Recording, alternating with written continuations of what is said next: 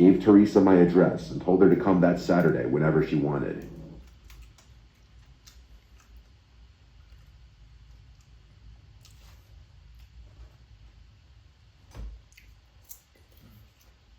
Your whole family is a cluck ass.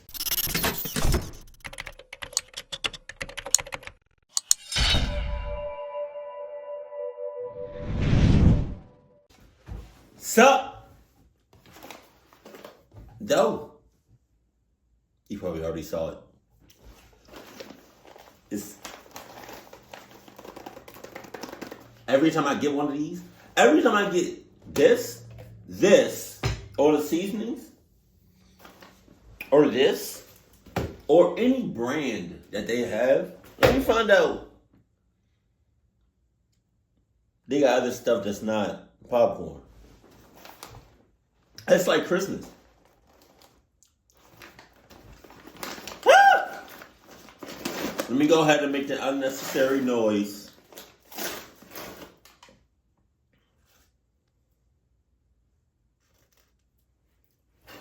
Look at that, look at that. It's just glistening. It's just glistening. Oh my God. Oh.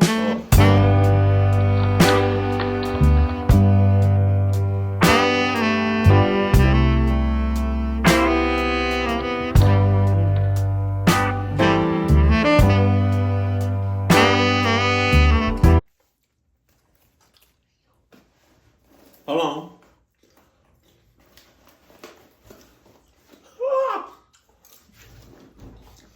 The consistency is real every time it hit. I'm recording? Yeah. Let's go. What's up, though? This video topic is gaming horror stories, and this video is appropriately sponsored by Opera GX. If you're into an arcade, it's easy.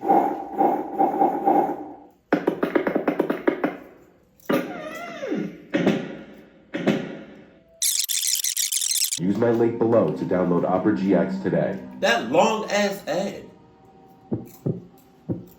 James is a cluck ass. I live in Chandler, Arizona.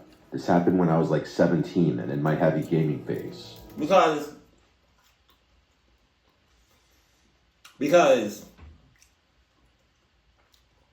what's behind these mountains over here? Huh? What's behind these mountains that stretch out for miles? Titan looking ass. Are we in a wall? Hold on. Living with my parents. I played a lot of Call of Duty in my room on my computer in those days, especially in the summertime when it's so unbearably hot outside and I prefer to stay inside in the air conditioning anyway. Back when I lived at home, I'd have the place to myself a lot because my parents travel a lot and I was the last one to move out. Hell no. If I recall correctly, this was on a Friday night, or a night that school was out the next day because I was staying up late. After I got home from school, I submitted a paper that was due that night to get it over with. Then I had to do some shopping afterwards on my mom's orders since they'd be gone for a while. It was how I earned my keep in the house, according to my dad. They left cash for me to use. I always had to show them the receipt though, so that I wouldn't just pocket any of the money. Oh my God. My mom gave me a shopping list, so I went to Whole Foods in my old Camry, my first car. Shopping took about an hour door to door. While in the grocery store, this guy online behind me started talking to me, and I don't know why. He made a comment about one of the... Did y'all see my face? Did y'all see my face? When he started talking, I was like, you lost me with that. You lost me when your parents took daily trips on a consistent basis. So now you left home alone. That's where you lost me. And then, I forgot where else you lost me. Well, you lost me somewhere else. You're not getting off the edge, James. You still cluck ass in my book. I was buying and just wouldn't stop. Even as I was bagging my groceries, he kept talking to me, which I found weird. He wasn't paying attention to anyone else. I was still nice though. When it was time to leave, I said have a good one and left. I went out to my car in the parking lot and packed the trunk, then headed home. It was a scorching hot day. as we were in early June. I wasn't looking to go out and do anything outside once I was done with everything I needed to do. It was dark out by now, so I got right on Call of Duty Black Ops on my computer and texted my friend Johnny to get on as well. He joined my party, and we played some team deathmatch as we always did. If I was to get a Call of Duty game, which Call of Duty is the best to get?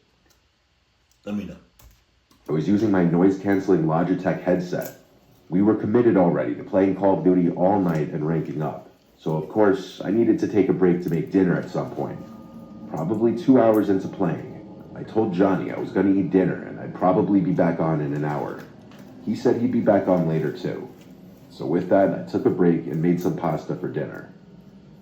The kitchen is downstairs and my room is upstairs. While I was sitting in the kitchen eating, I knew for sure I heard a thump from upstairs. Did it sound like a footstep? I wasn't sure. It could have been any number of things, but the last thing I'd imagine it would be a footstep. I did, however, go and lock the front door now. Oftentimes,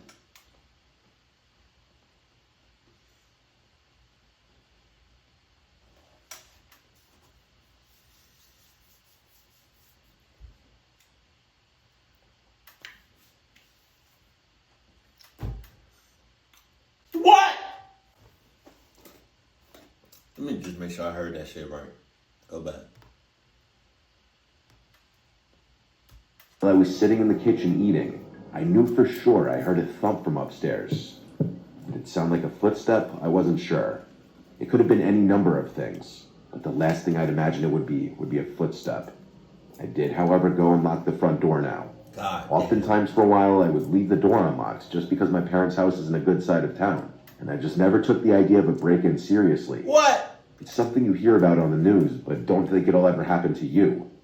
I went upstairs, and No! Mother Parkin. I do hear about this shit on a consistent basis. And I think it does. I would think it would happen to me. But because I'm not a cluck ass, it's not going to happen to me. know what I was expecting, but I said my brother Tristan's name into the hallway. I knew he wasn't supposed to be here, but I don't know. I heard a sound, and I felt the urge to see if anyone was here. When no one answered back, I went back to my room and got back on Call of Duty. I put my headset back on and texted Johnny that I'm going back on. Shortly after he came back on, we started playing Team Deathmatch again. And I really hope, because it sounds like you have headphones. More specifically, it sounds like you have those over-the-ear headphones. I really hope you either have one headphone on your ear and the other one off, or have transparency mode on, which I don't know if they do. A couple games in, I looked to my left at the doorway of my room into the hallway. I don't know if something in my peripheral vision or some other sense felt something there, but I would leave the door open when I was home alone, as my mom would tell me to. The hallway was dark, except for the one little nightlight plugged into an outlet. My room shone blue from my wall lights. Some of the blue poured into the part of the hallway closest to my room. In between the crack of the door was total blackness. I couldn't see through it. I didn't think anything of it. After our next game, Johnny said he was taking a leak and walked away while we were in the lobby. I looked at my phone, then looked back out to the hallway, and I noticed something was different. Now I could see through the crack of the door into the hallway. My first thought was someone blocking it just minutes ago? By instinct, I spun my chair around to face the bed behind me, and there was a man sitting on my bed, in his freakishly upright posture, and his hands resting on his thighs. He almost looked to be smiling. I was so alarmed, I jumped out of my seat onto the desk and crawled onto the desk, causing my monitor and basically everything else to fall off of it. I screamed, "What do you want?" And he started to actually smile now. Why are you talking? Why are you Bitch!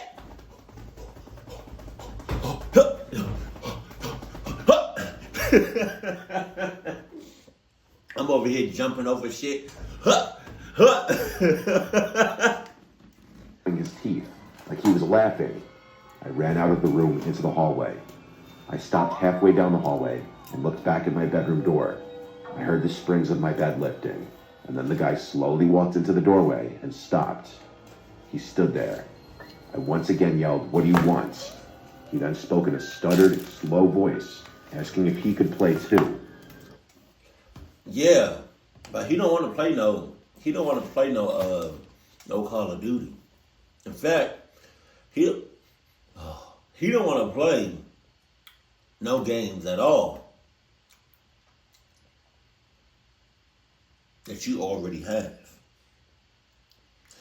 He wants to play cluck up that ass, and he already got some toys for you. They long, stretchy, clear.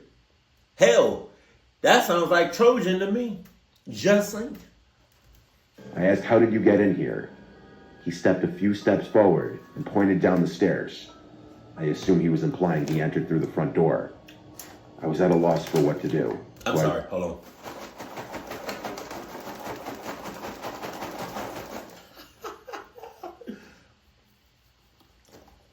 Jesus.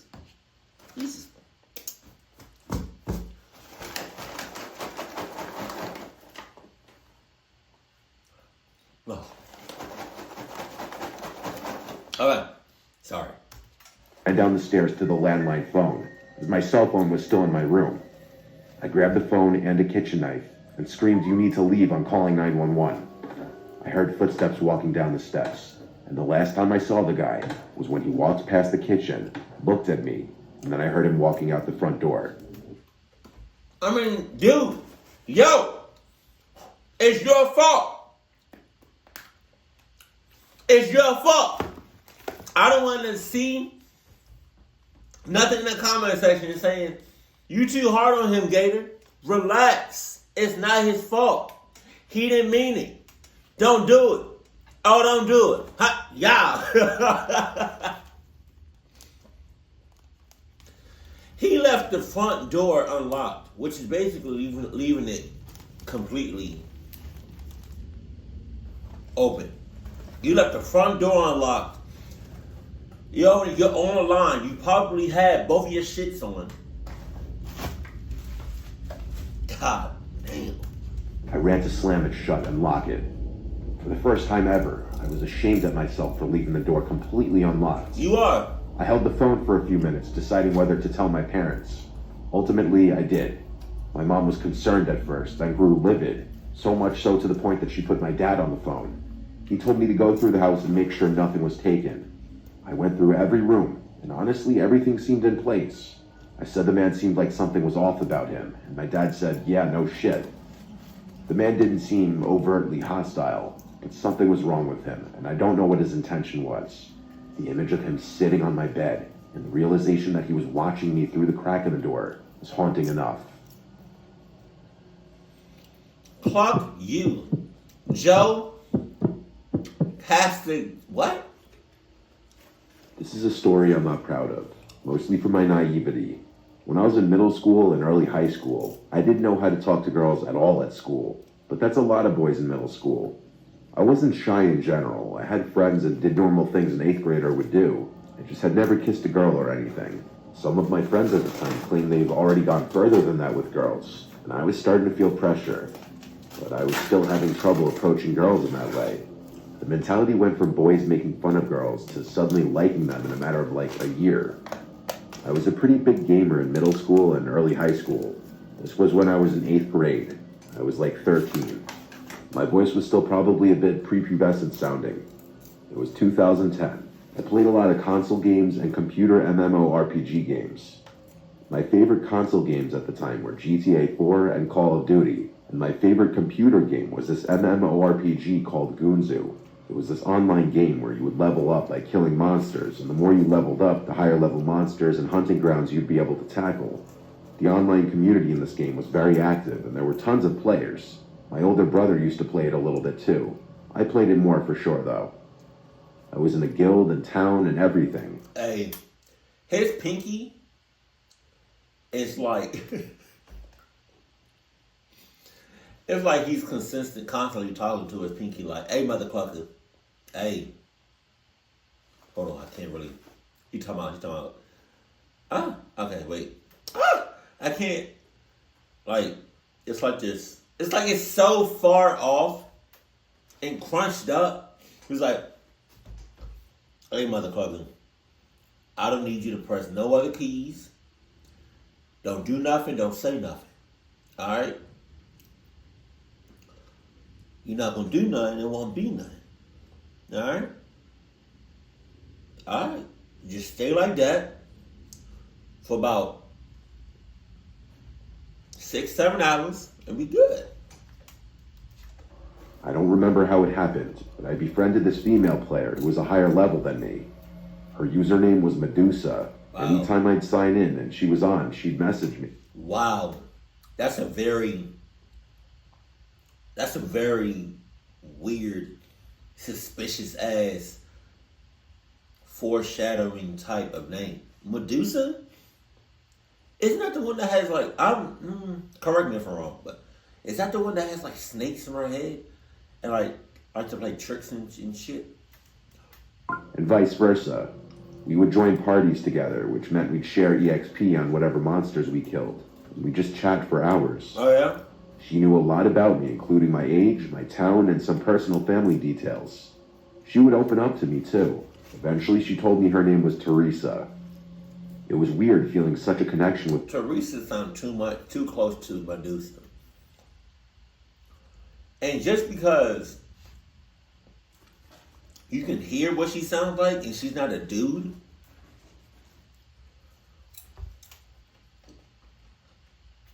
that don't mean shit. a girl who really you knew nothing about her appearance or her voice. It truly was like having a pen pal, but better.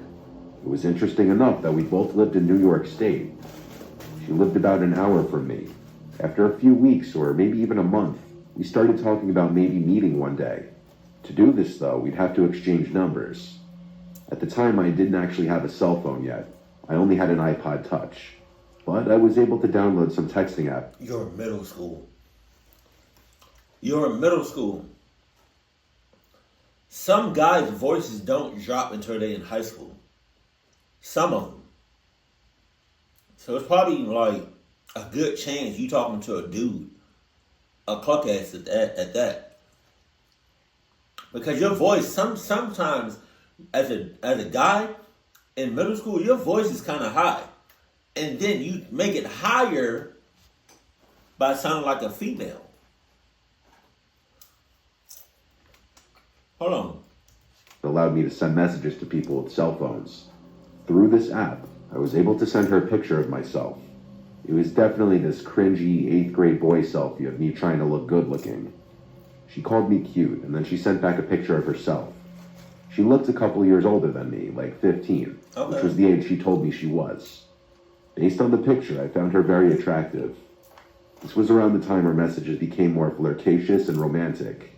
But we were both minors, and so of course neither of us could just go drive an hour away.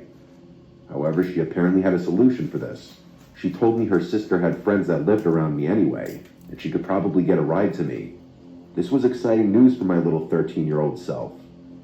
I wanted to wait for a day and night that my parents wouldn't be home and I'd have the house to myself, which was about a week later, I believe. Wow. My parents were going to the Hamptons for the whole weekend, so it would just be my brother and I home.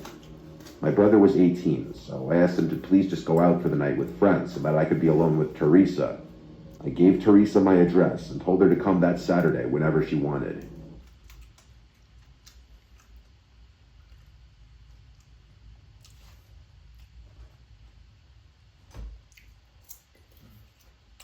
Your whole family is a cluck ass. Cluckies.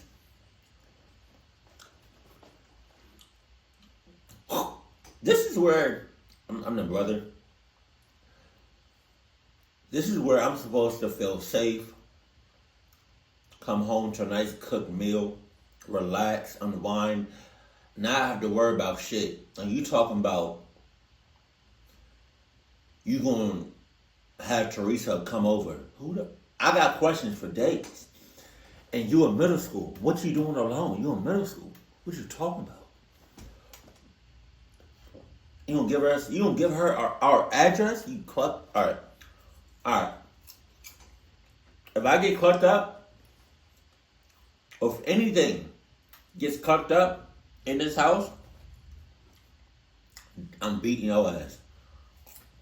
She said she'd be coming a little later, like at night. She didn't give me an exact time. At that point in time, we still had never spoken on the phone. I still hadn't heard her voice. I was so nervous all day that I couldn't even play video games. I was busy cleaning my room, making things look cool, fixing my appearance, even rehearsing things to say in the initial moments of meeting. Then I got a message from Teresa saying she's here. I sprang up and ran to the front door. That's sus. You're not going to say that you just left the house? You're not going to say I'm on my way? You're not going to say I'm 5 minutes down the road? Nah, that's crazy. I looked through the peephole and didn't see anyone. She then said you could come out to the front door. I opened the door and stepped onto the front porch. I looked around, and the street was dark and quiet. No cars, no people. I went back inside and shut the door. I messaged her back, saying I don't see you. She said back, oh, I must have the wrong house. Give me a minute. That was a bit weird.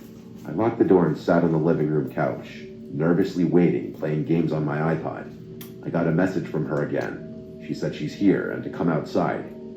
I replied, ring the bell so I know you're at the right house. Then the doorbell rang. My nerves really set in now.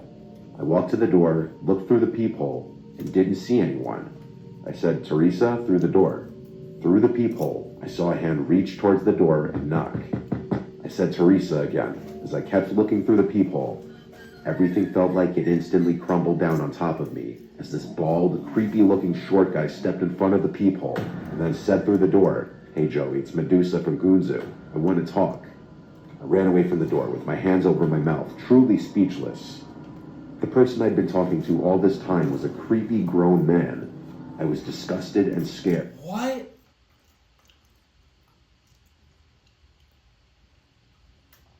But didn't you hear her voice? Don't tell me he has a daughter or a female in his possession, which is kind of weird to put it like that. And using them as bait. That's crazy. I went to call my brother's cell phone. He didn't pick up. The doorbell kept ringing. I went to my bedroom and locked myself in. I held the house phone in my grasp, considering calling my parents, but too embarrassed to do so. My room was the only other room in the house with the lights on. I have a big window in my room that overlooks the whole side yard of our corner house. I turned off my lamp and slightly kinked the blind just a crack, and I saw that guy on the other side trying to look in. He started to knock on the window and started saying through the closed window how much of a connection we clearly have, and that we can at least be friends. I responded nothing. I called my brother again, and he picked up this time. I said, please come home right now. The Teresa person was a grown man the entire time, and he's at my window right now. My brother's always been pretty big, even as a teenager. I feel safer with him being here. He said he was coming home with his friends right now. We stayed on the phone so I could tell him if anything happened. I ran to my parents' bedroom upstairs and hid there. The man was blowing up my message app, saying he would like to talk, and there's a reason he had to lie about who he was. When my brother got home, he told me he sees the guy outside. My brother and his 3 friends confronted the creepy man outside, so I went outside now to watch. The 4 of them intimidated the man, calling him a sick fuck and such. And the man's defense was that he was concerned for my well-being, inviting strangers from online over, and that this was supposed to be a learning lesson. I refuted this claim by asking him why he would say that we could be good friends at my window. When my brother and his friends started pushing the man, he started quickly walking to his car. My brother kicked the guy's taillight, while one of his friends threw a rock at his window. He sped off down the road to never be seen again. This was humiliating and disturbing, but at the same time, I was really grateful of my brother and his friends to come to my aid. They potentially saved me from a seriously sick creep breaking into the house. It's still painful and uncomfortable, realizing all that time I spent opening up to who I thought was a girl my own age on a game was some creepy grown man with a different agenda. Can we just get like a round of applause, please? Cause that was dope.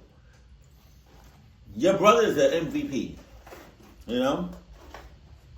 Not only did he come to help you. But he came with his friends. Yo, that's... And they pushed the guy. Let's go. Like, Pause. Danny, the vet out. I don't know. This happened last week. Just a bit of background information. I had just officially quit playing Fortnite. Not that it's important, but this was May 2021. So Fortnite had already had a lot of people quitting the game. My friend Brandon suggested that I download Apex Legends and play with him. I had already had the game downloaded, so I just updated it to the current version. So I logged on, and I remembered how bad I was at this game. I hadn't played since the game came out, so my stats were awful, and I had only the starting legends. I mained Pathfinder and Bloodhound because I just thought that they were the two best starters. Something else to note, I have a very loud gaming headset, so I could barely hear any background noise. Oh my god. But to get to the actual story, it happened when I was home alone. My parents had gone out for their week-late anniversary dinner, and my brother was at his friend's house. I was playing Apex with Brandon, when he suddenly got a text from a random number. He said, "Dude, what the fuck? I just got a random message." "What does it say?" I asked. I remember exactly how it went. He said, "Look out the window." "Don't look out the window, dude. There's nothing there," I replied. "No," he says. "Look out your window." "What? Why?" I said, as I turned my head slightly to the right, then to the left. I didn't know which window to look out of, since this room has 5 windows. God damn. I looked at each of them in a panic, and I found it. The one that was least visible from my couch. There was this man just standing there. I was clueless. I didn't think much of it because the dude was facing away from the window. Little did I know just yet. I put my headphones back on. Brandon just got another text. I really hope, because at that time, you should know that both your headphones block out outside noise. That being said, you should have one off your shits. He told me, "Luke, I'm not messing with you. Dude, there's someone outside your window." "I know," I told him. "I just saw him. He's just looking the other way." "What?" he asked. "He just took a picture of you at the window looking clueless." "What the fuck?" I said. "I suggest you call the cops and get him out of there," he tells me. Then, strangely, he stopped talking, and there was that sound of an Xbox notification. He left the party. Xbox? Hell. Does that without saying bye or that he's going to bed. And I saw he was still in Apex playing in a match. What the fuck? I muttered to myself again. Eventually I got a party invitation from Brandon and they asked what happened. Next thing I know, there was a deeper voice than Brandon's on the mic. I remember in every little detail what it said. "Come outside right now or I will come in." Pause. I couldn't recognize the voice at all, but I knew the voice was that of a grown man. I looked back at the window and sure enough, there he was, banging on the window. He looked completely demented. His face was a dark red, with his hands gushing blood. As he pounded on the window, it started to crack. I picked up my phone, which was right next to me. I was horrified to see it was at 1%, basically out of battery. I kept saying, "Oh shit," over and over. I put my phone to my ear and mouthed the words, "There's a man trying to break into my house. His face is dark red and his hands are bleeding." Next thing I know, he starts screaming while bashing at my window. Then I thought, wait a second. There's screen sheets in front of all of our windows. So how, if he never cut it, was he already at the glass? It took too much time to think. Finally, a shard of glass falls to the ground. A hole large enough for me to shout through opens up. I screamed, go away before the cops get here, you son of a bitch." I used too much breath on those words. Another shard falls, then another. I went to get a large knife from the knife block we had in the kitchen, and I returned to where the man was breaking the window. There was already a hole big enough for him to crawl through, and he had already started. I ran back to the kitchen and grabbed the cordless phone, ran upstairs and dialed 911. I told them the exact words that I mouthed on my cell phone earlier, along with the fact that he was now inside my home. Unfortunately, the only doors with locks upstairs are the bathrooms. So, thinking on my feet, I went into my parents' room, into that bathroom, and locked the door. At that moment, I was thinking I was being smart because I left the bedroom door wide open. And the bathroom door that's actually inside the bedroom is not visible from the bedroom door. Jesus Christ! I thought if that guy managed to come upstairs before the cops got here, he would see the door wide open and think I wasn't in here. Suddenly, I heard footsteps coming up the stairs. My heart started pounding harder than ever. and it got harder to breathe. I opened one of the drawers looking for something sharp that I could maybe use as a weapon, and I think he must have heard the drawer, because he came stomping into the bedroom. I heard sirens outside, and I never could have thanked the cops enough for being so fast. He heard it too, and at this point he had nowhere to go. I heard him run outside, but he was too late. The police were out front already. I ran outside to the police as well, and I told them what happened. The man was arrested, handcuffs put around his bloodied wrists. I later figured out that I had killed that guy in Apex and kind of shit-talked him just an hour or two before. Somehow he got my address and Brandon's phone number. Some people are just fucked up in the head, and apparently they will do unspeakable things for video games. Everyone gets frustrated for getting killed in a game, but really, showing up at a person's house to potentially kill them in real life over a game is really messed up. This guy had to be mental. A few police cars stayed at my house overnight after the others had taken the man away. The man was convicted for aggravated burglary. That's it? He should at least get 2 months to 10 years in prison. Or jail, whichever one is worse. Without no chance of parole. I'm gonna need for all gamers, even if you play games occasionally, and even if you play games every once in a blue moon like me, I need y'all to protect yourself. Get something to protect yourself with, please. You know? And I don't even know how other people be getting their gamers' personal information. Does it have to do with like IP address, whatever that means, or does it have to do with something else?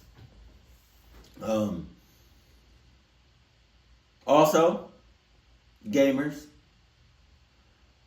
if you have headphones over the ear or the little earbuds that has noise cancellation, go ahead and turn it to transparency, or take one out and still enjoy the game.